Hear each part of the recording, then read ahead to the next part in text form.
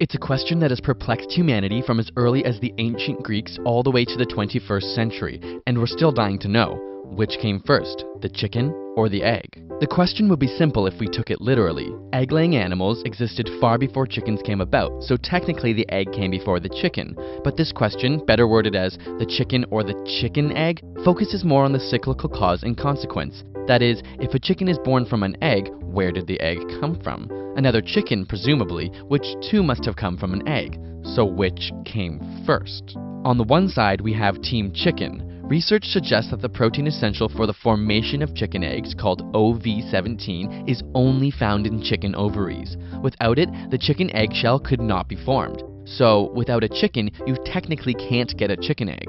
But this all depends on the nature and definition of a chicken egg in the first place. After all, is a chicken egg an egg laid by a chicken or one that simply contains a chicken? Obviously, the OV17 bearing chicken had to come from somewhere, but if an elephant laid an egg from which a lion hatched, would it be an elephant egg or a lion egg? This leads to the other side of the story, Team Egg. During reproduction, two organisms pass along their genetic information in the form of DNA, but the replication of this DNA is never 100% accurate and often produces minor changes for the new organism. These small mutations in DNA over thousands of generations create new species, but these genetic mutations must occur in the zygote or initial cell. So, a creature very similar to a chicken, which we could call a proto-chicken, would have mated with another proto-chicken, and because of a small genetic mutation created the first chicken, which grew in an egg. So, the egg came first?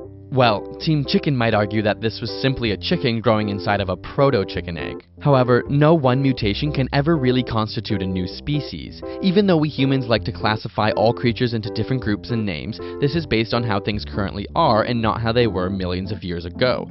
The process of evolution is so gradual that no one proto-chicken to chicken birth could really be considered a new species at the time. Much like how dogs have come from wolves. As humans began to interact with and domesticate wolves, there was no one single point where a wolf gave birth to a dog, but rather, as particular traits came about from selective pressures, such as choosing wolves who were not afraid of humans or ones that were less aggressive, over many generations we can see big genetic and behavioral trait differences.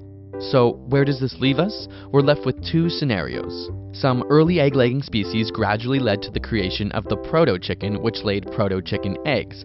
In one of these eggs, there was a mutation causing a slight change in selective advantage, and this was ultimately the first chicken, which then went on to lay chicken eggs. In this case, the chicken technically came first. Or we have a proto-chicken which gave birth to a chicken inside of what we would classify as a chicken egg, and as such, the egg came first. Which brings us back to the nomenclature and question of what is a chicken egg, which is a fairly meaningless question. But at the end of the day, what we can all agree on is that regardless of whether it was a chicken egg or a proto-chicken egg, the first true chicken came from an egg. The egg came first. Got a burning question you want answered?